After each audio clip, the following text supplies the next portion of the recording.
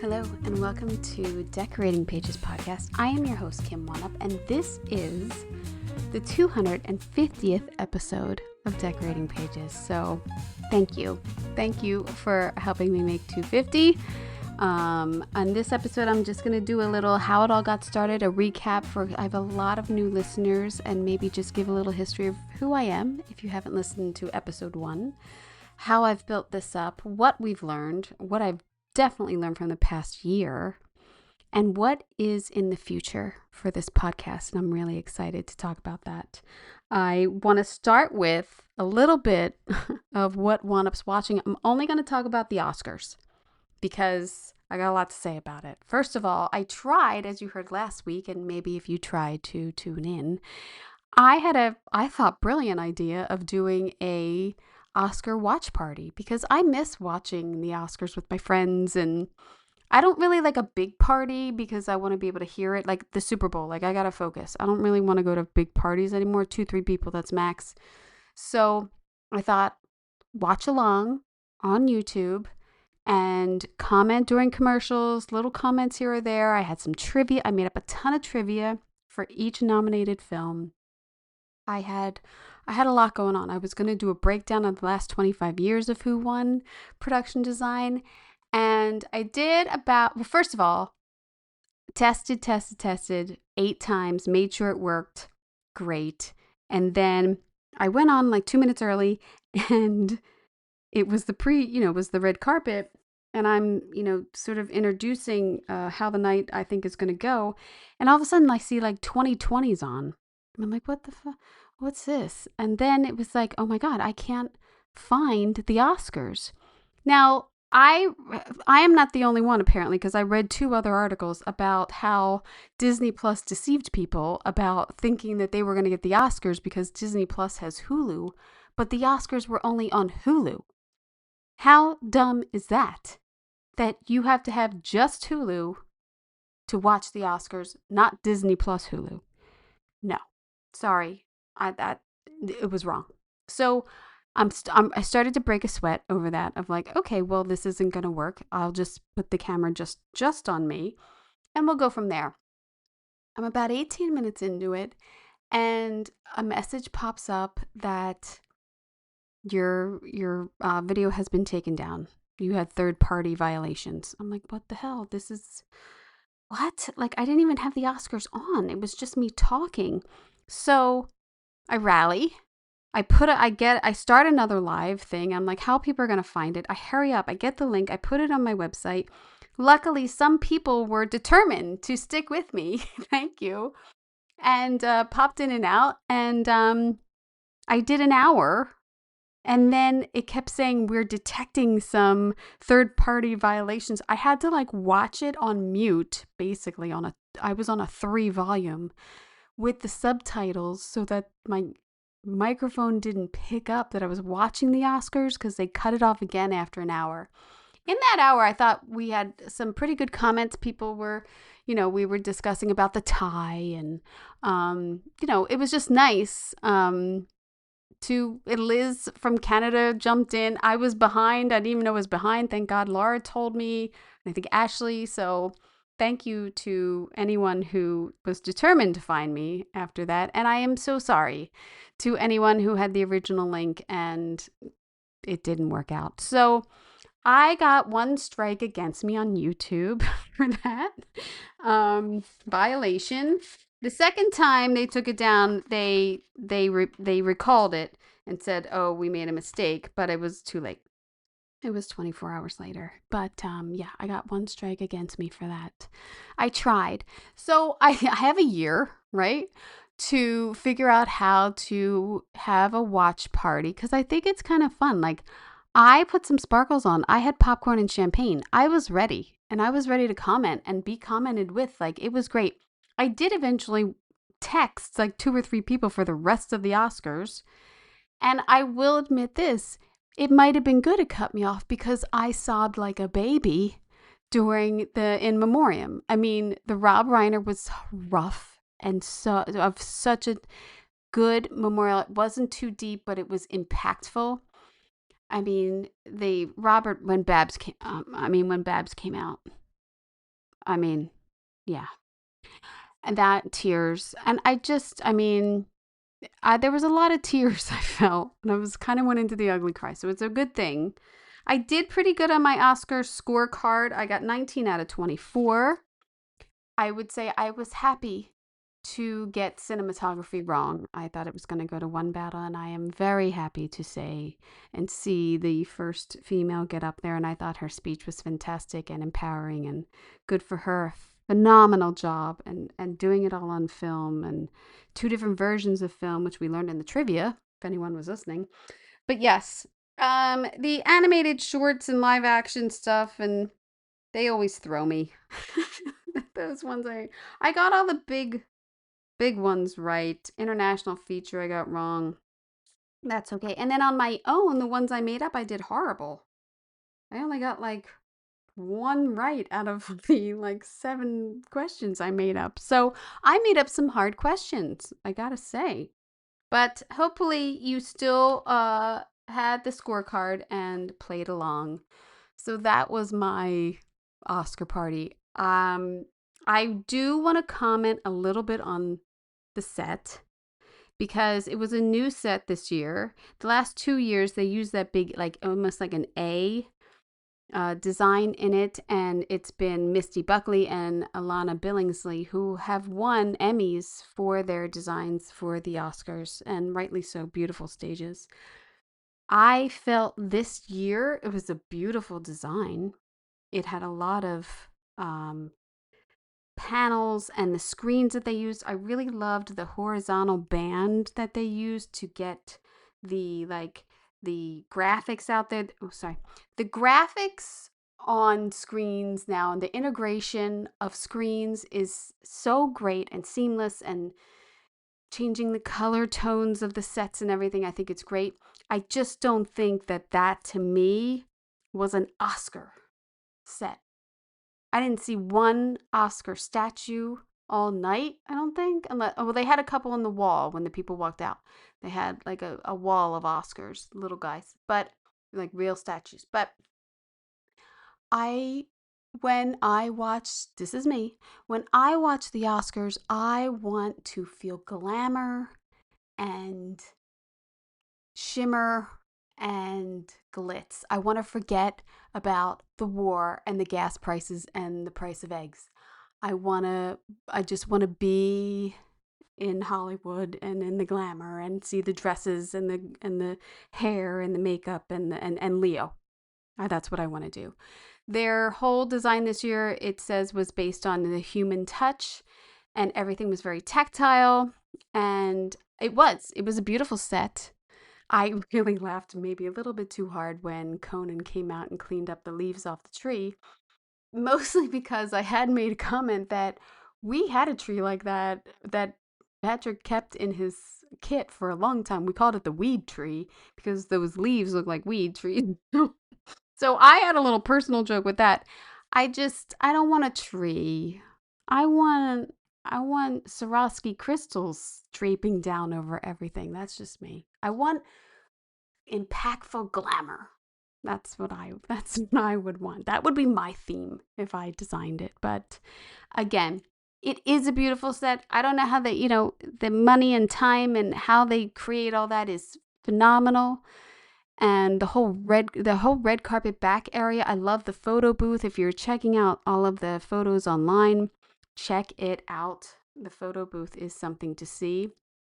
Now, as I predicted, Frankenstein won for Best Production Design. So congratulations to set decorator Shane View and production designer Tamara Deverell.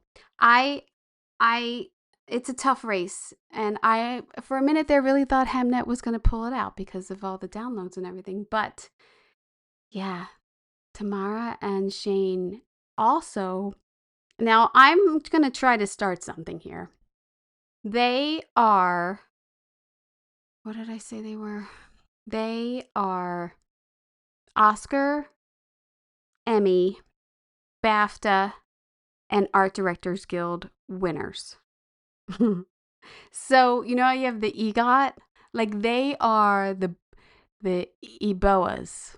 or something. I don't know how do you make that sound cool because there's only one consonant, but they, with this win of Frankenstein, almost in every awards, and you look up their IMDb, they've won for Frankenstein for everything.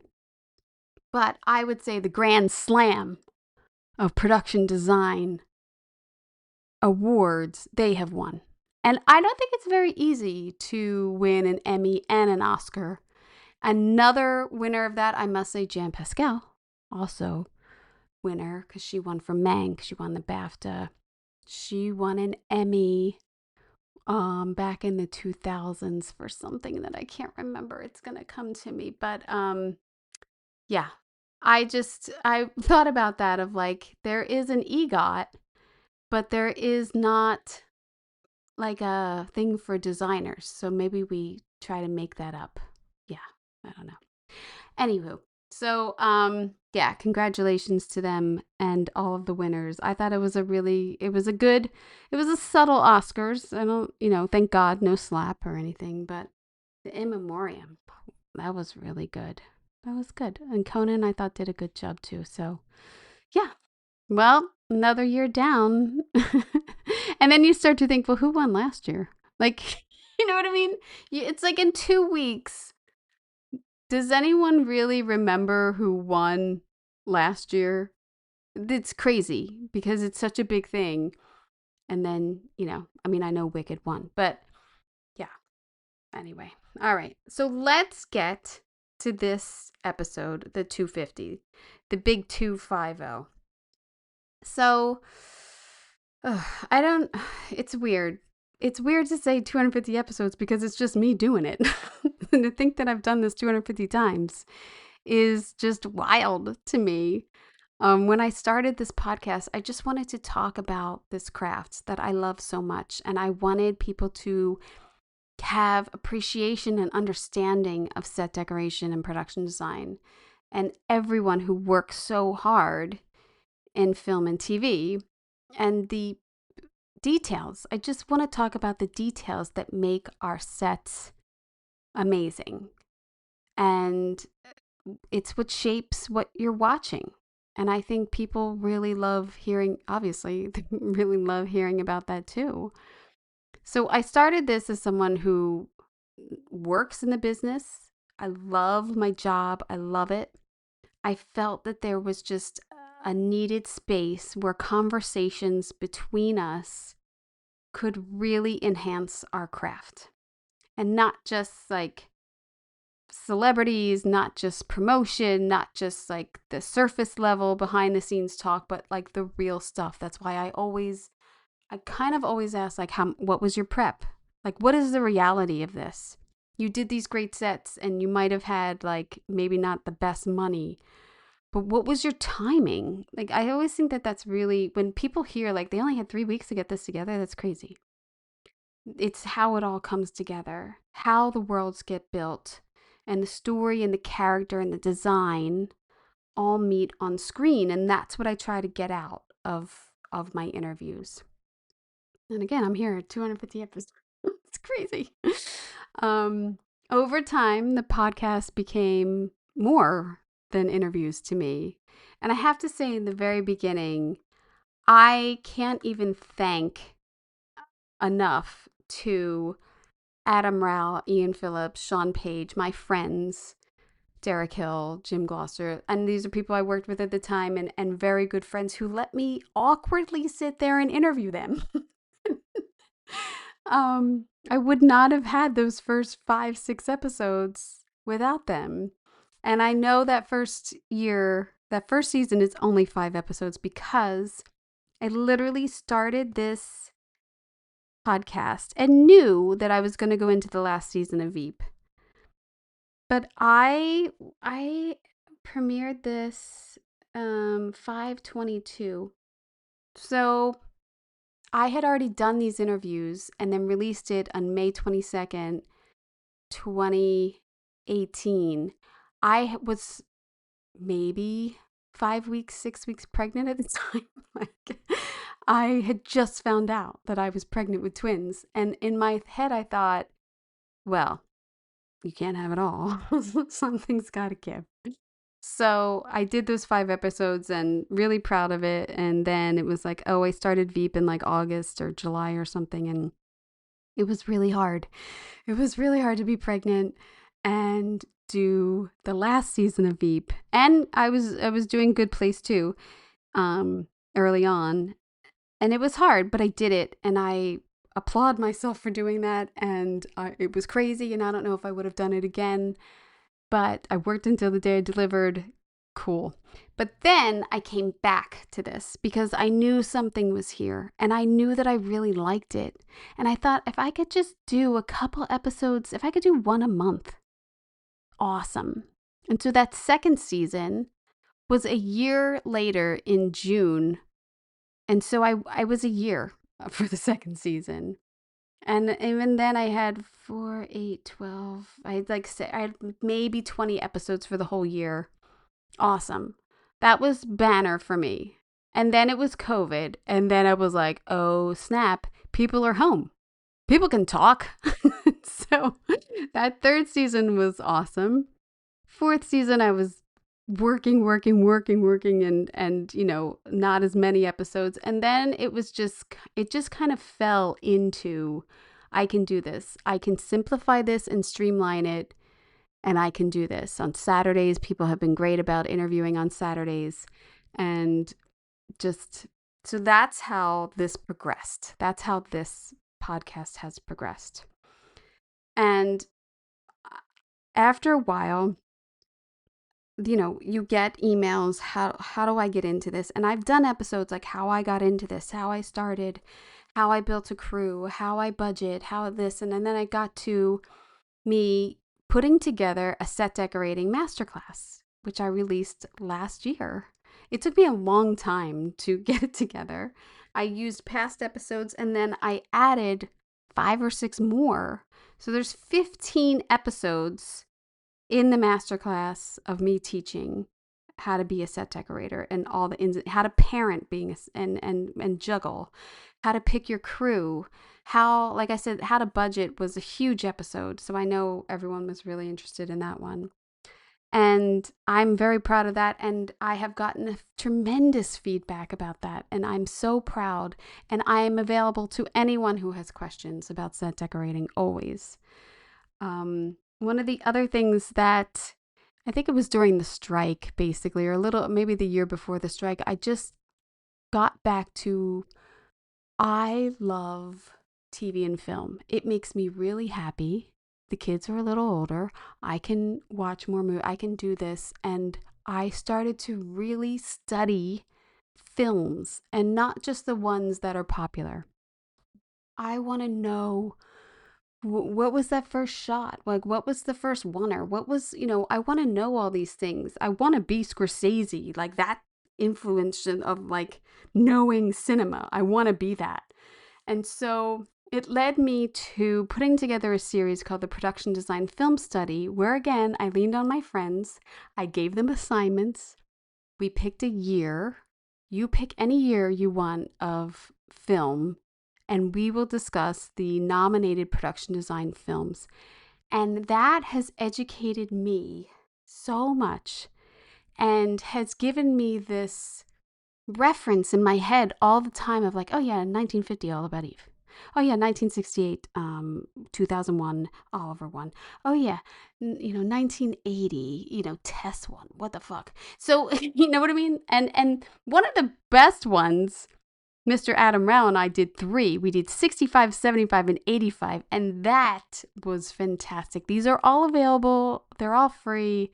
They're all on the YouTube channel. I took a tremendous amount of time to put all that together. That is a class in itself, and I'm super proud of it. So thank you anyone who has watched it and commented and liked it. So thank you. I would have to say this last 2 years, but especially this last year, has felt so huge to me. I have had incredible interviews in the last 2 years. I mean, all of the years, I have to say.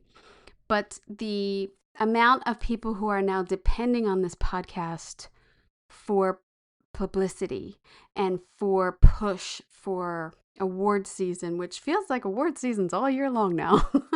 And I love it.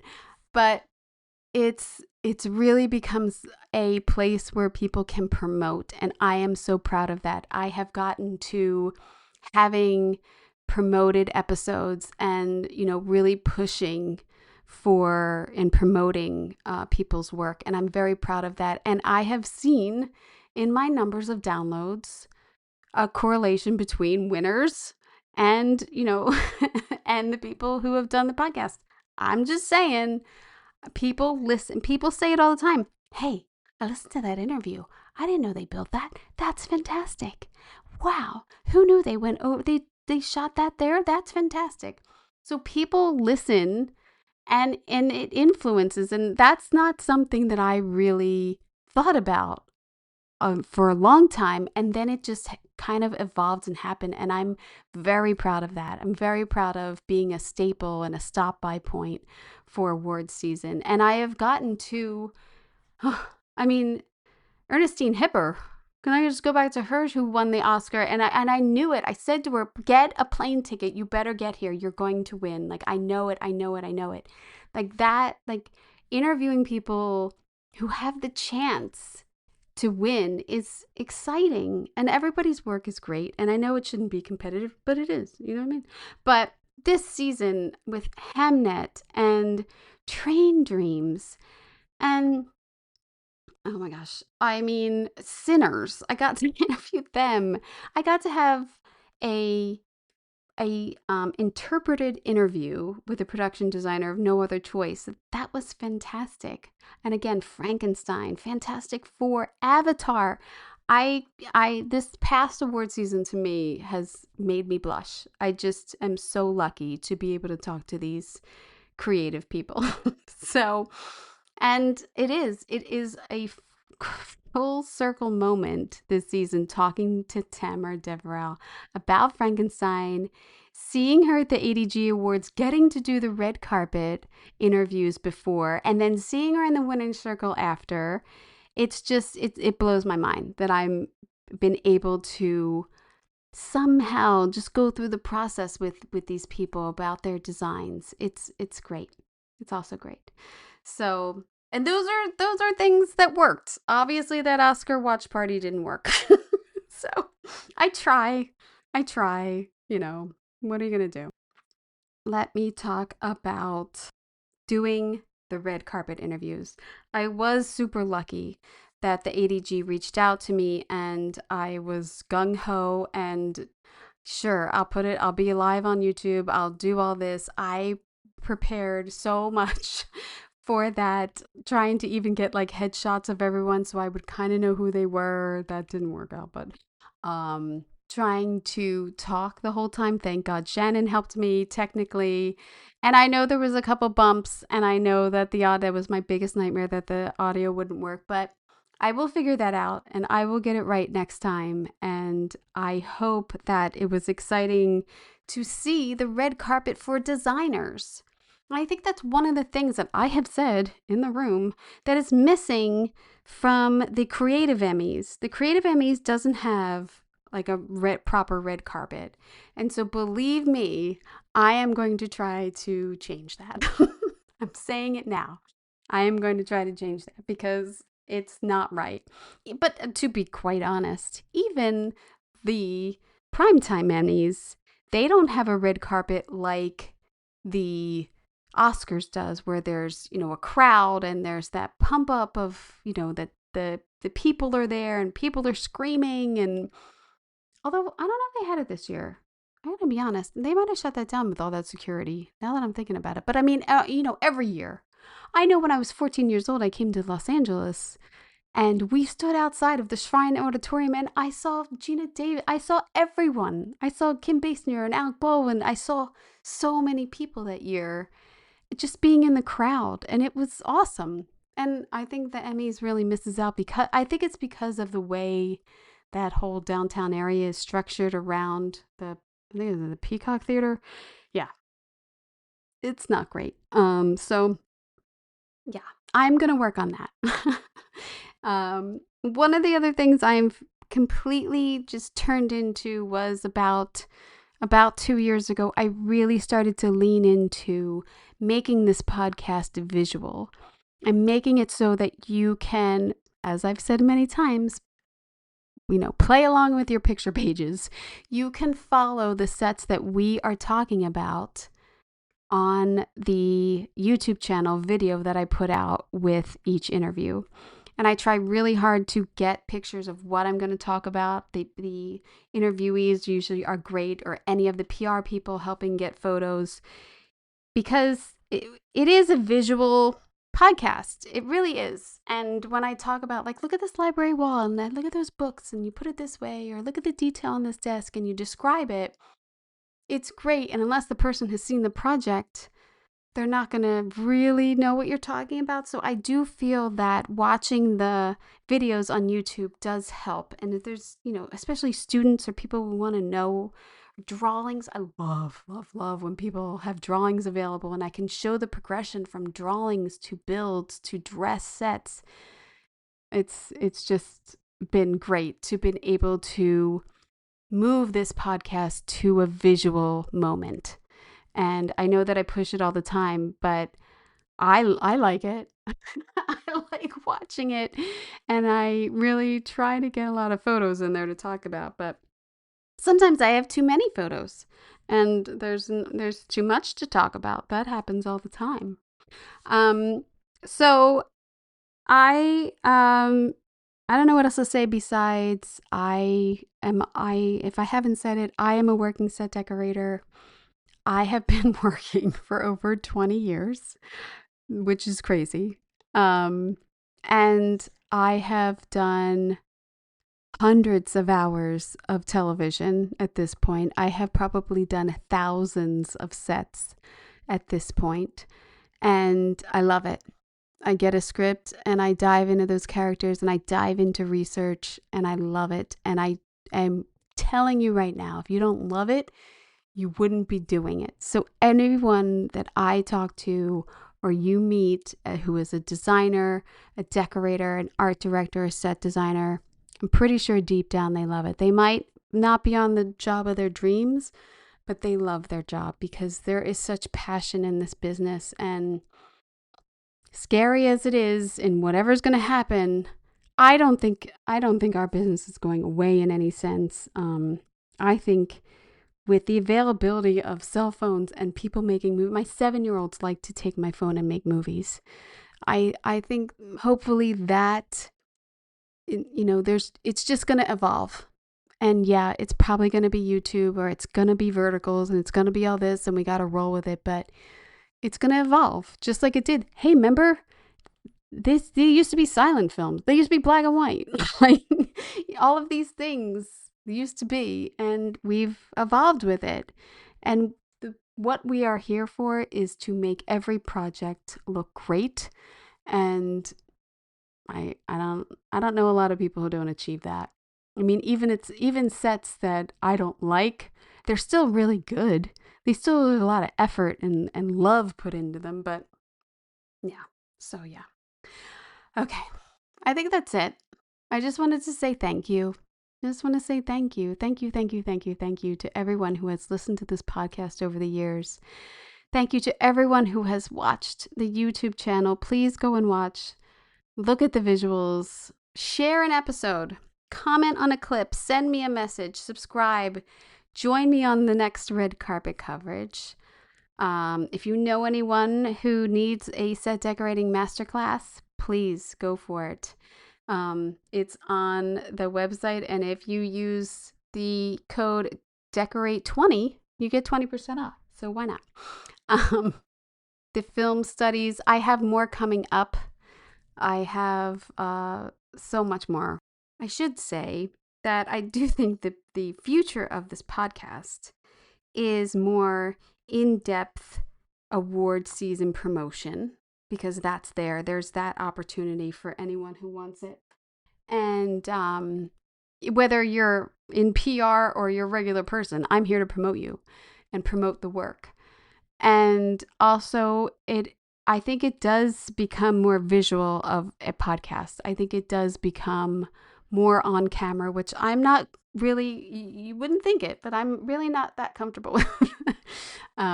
But I think that that's it. And getting the visuals and maybe getting better editing and all that, getting someone to help me. But there's so much more that I want to do with this podcast, including more deep dives and production film study. And what would it be without this decorator doing this, or this cinematographer and this duo and this designer, and with the 5-10 influential films of each decade, those type of things. Those are the things I want to do, and things that I used to do more of was really just take a decorator who's not maybe promoting, but really the career of the decorator, the whole career of what it took to starting out to where they are. And so yeah, I want to keep Decorating Pages growing, and I have done I think 51 episode a week for the past year, which I had never really done before. I don't think I took one break in almost a year. I think I have to take a break pretty soon, but it's gonna keep growing, and I'm very proud of it. And I can't think of anything better than just sharing it with everyone and saying thank you and being eternally grateful for the support of friends and strangers and designers who I talked to years ago who still keep in contact. That is so humbling to me. And I'm so thankful for the acquaintances and the friends that I've made through this podcast. It's been amazing. I never thought I would talk to this much talent in my life. So it's big. 250 is big for me. And thank you for sharing it with me. It's just a huge marker. And I cheers to everyone who supported me. And I know I still have work to do and better audio, maybe. I don't know. But I am really, really grateful that you stuck around. So thank you for listening, watching, sharing. And if you want more, of me, I do now have those subscriber episodes called The Gold Room on Apple Podcasts and Patreon. They have bonus interviews, extra behind the scenes stories, and more design talk. Again, the YouTube channel. Please support it, especially since I just got one strike. I kind of need more views now. So next week, I am talking to production designer Victor Malaro about The Night Manager. Such a good show. So please come back for that one. And again, thank you. I know you got an earful of me, so thank you for listening. I hope you enjoyed.